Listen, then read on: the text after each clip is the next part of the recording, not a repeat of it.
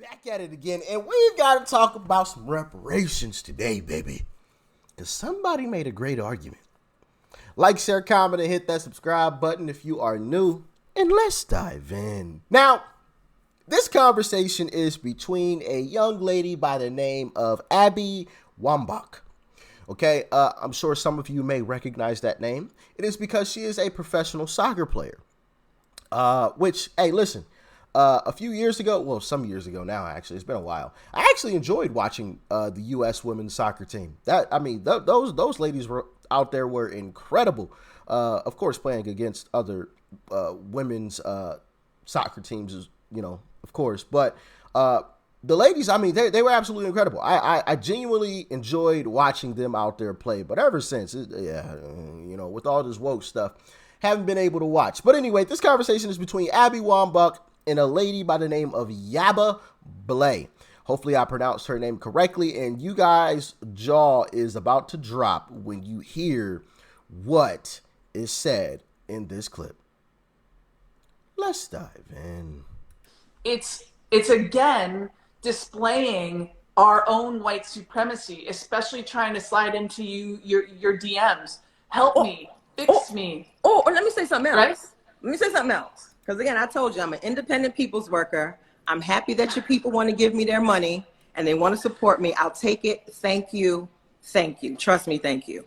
But at the same time, when we start talking about intersectionality, which is white supremacy, which is gender, which is capitalism, Americans, white people, I need you to know that your money will not assuage you from your guilt. You cannot pay your way out of this. There aren't enough reparations in the world that you can pay us. And so you think because you write a check or you slide me something in Venmo that you're absolved and you can tell somebody, well, I gave Dr. Blay $100. I'm not racist. Dr. Blay is going to spend your $100 and still tell you that you're racist. Thank you. That's awesome. That's awesome. Honestly, I feel weird, watching some white people like just go along with this stuff. We saw the clip where what's the chick's name that's suing Donald Trump in New York, trying to take his businesses because she said he inflated his assets. I'm drawing a blank on her name, but we saw the clip where she was standing outside, and you guys remember where she said, I didn't campaign to go against Donald Trump, but of course we got receipts. And, I was playing the clip, and there were a bunch of white people surrounding her, including a white lady. There were some white men as well, but she started yelling, this country is too white, too pale, and too stale. And beside her, it was the white lady who was just like, oh, yeah, it's too pale, too stale. She's talking about you. I just don't get it. I don't get it. And then you got Abby right here just saying, oh, yeah, that's awesome. What? I don't know. But I just find that weird. But it also is a great argument against reparations, because you just saw it there. It will never be enough. Never. You heard it there. No matter how much reparations, it will never be enough. So there you go. No point in paying any type of reparations, because it just won't end. It'll just be a continued, cycle of still being called horrible, terrible, no good, very bad people, because, it wasn't enough. Drop the dollars and go away. Mm-hmm. It doesn't make us friends. It doesn't mean I like you. It doesn't, because that's capitalist thinking. You think this money you now deserve, or you earn something. Let me say this, Abby. White people, you haven't earned our grace. Mm-hmm. You haven't earned our respect. Mm-hmm. Earn it. Do the work to earn it. We don't have to. You haven't earned it. Sorry, but I gotta interject here. I have to interject. That statement is just so wild.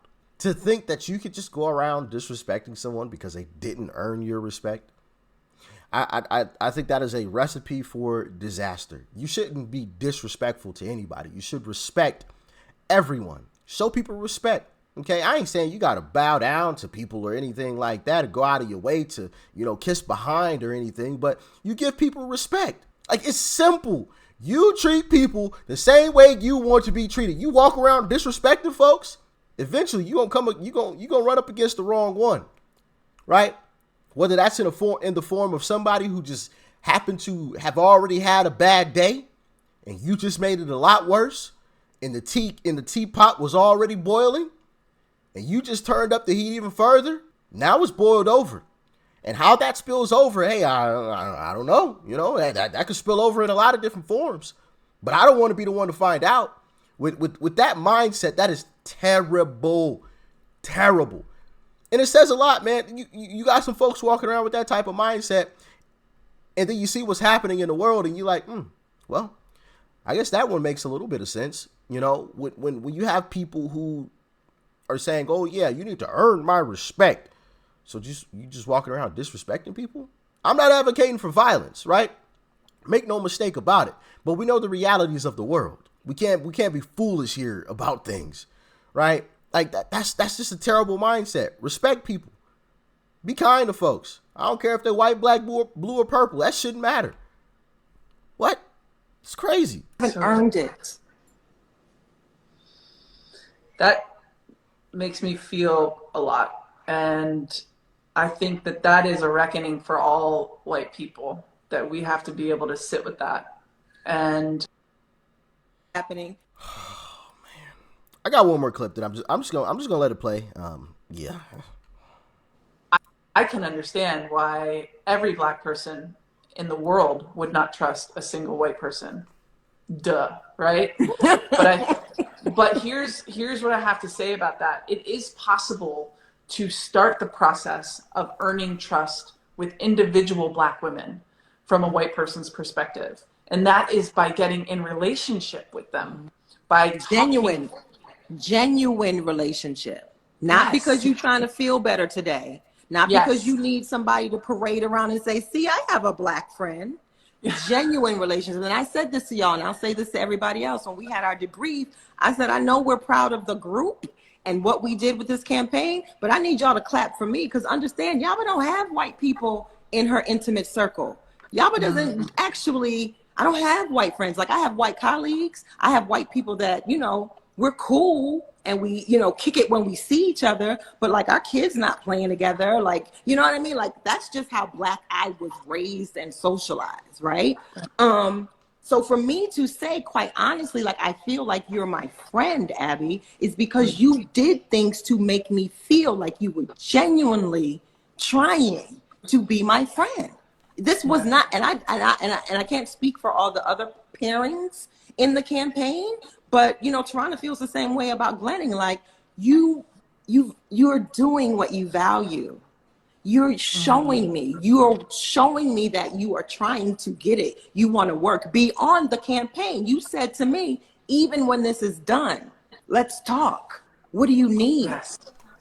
Yes. Genuine, not just I need a black friend, not just I need some way to feel better and prove that, I'm, because again, it's that shame piece. So it could be that kind of thinking, well, if I can make a black friend, then I'm different than everybody else. You know what I mean? Like, build genuine relationships and build relationships in such a way that black folks get more out of the relationship than you do.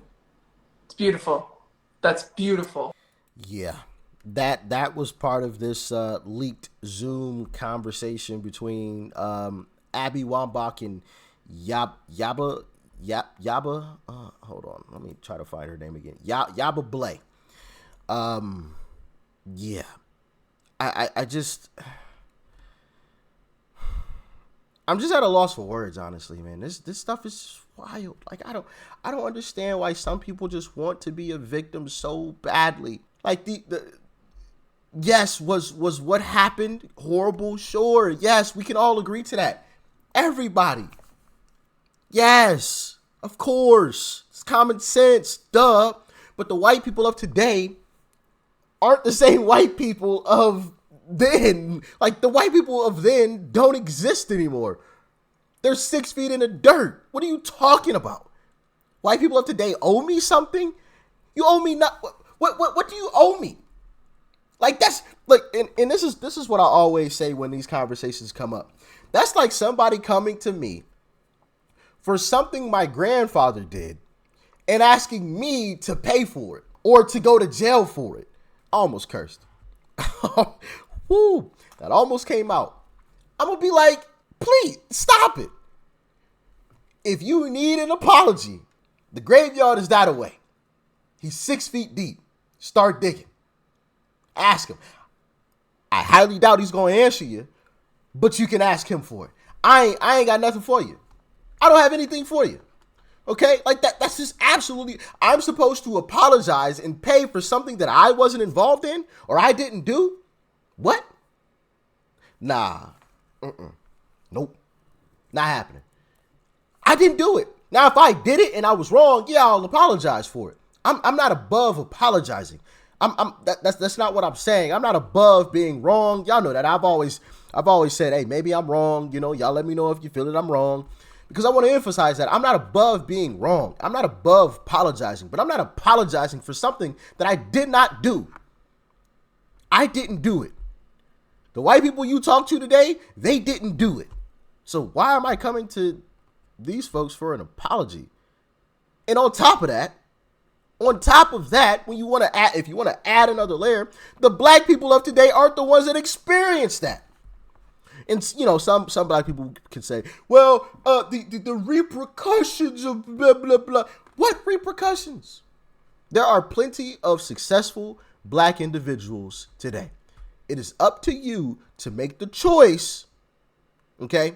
Because life is full of choices, and those choices have consequences. Make good choices, and the results will be of whatever you want the results to be if you make the right choices. Like, oh man, this stuff just frustrates me, man. It really does. It really does. You know, and I know there's gonna be some black people who are gonna, or even just some, Democrat folks who are gonna say, "Oh, well, look at you kissing the white man's booty." And I'm just like, wait, how? Because I'm telling the truth. Because the white people of today aren't the same white people of then. The same black people, the black people of today aren't the black people of then. Like, if we were gonna talk about reparations, we should have talked about reparations a long time ago, when all of the same people still existed. Right? That's when we should have been talking about reparations. White person owes me something? What? Don't owe me anything. Now, if you want to send me something, you know what I'm saying? Hey, listen, I ain't saying I won't accept it, okay? But I'm not out here advocating, oh, yeah, you owe me. You owe me some reparations. Like, no, in my mind, that's foolishness. That's foolishness. And you just heard it. You just heard it there with her. It will never be enough for a lot of these folks. It will never be enough. And that was one of the questions that I had asked previously when this conversation came up, when this topic came up, is how much is enough? Is it $1 million? Is it 500 million? Is it $1 billion? And how exactly do you pay for these amounts? Right? And who says that X amount, like who has the final say that X amount is enough? Like, what black person has that final say? I'm just confused. And even if there was a final say, there's still going to be some people who are going to come along in the future that are going to say, oh, well, they got paid those reparations. That wasn't to me. I need my reparations. That was to my grandfather or my grandmother or whatever. That wasn't to me.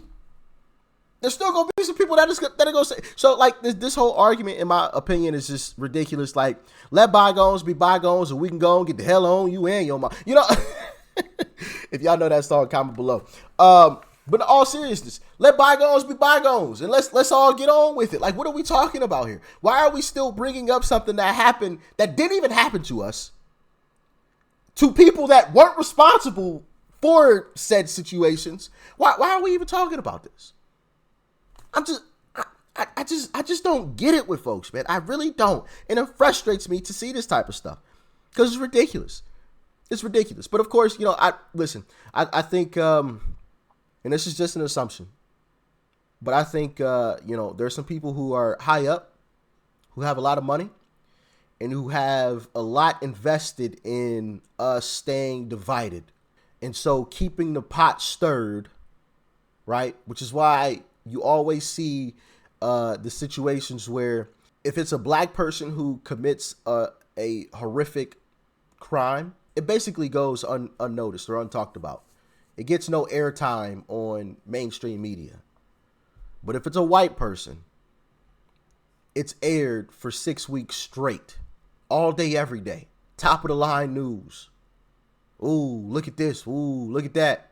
Ooh, ooh, ooh, ooh, ooh, you know? And I think that's intentional. I really do. To continue to push this race and this division narrative along. Keep it alive. Keep it on life support. Because when you walk out into the streets, when you walk into the grocery store, or you stop at the gas station, you see all colors and races of folks mingling. Nobody's bopping somebody upside the head, right? Nobody's yelling and screaming at another person, right? You don't see this type of stuff. The only place you see it is in mainstream media, where they try to push this narrative to keep it on life support. And that is the problem in this country. The fact that they try to push these narratives and keep them on life support. It's just terrible stuff. They should all be ashamed of themselves. But of course, like I said, in my humble opinion, it's coming from some people up top. But that's just my opinion on it. Y'all let me know what you think about all of this in the comment section below. Like, share, comment, hit that subscribe button before you go. Peace and love. I'm out.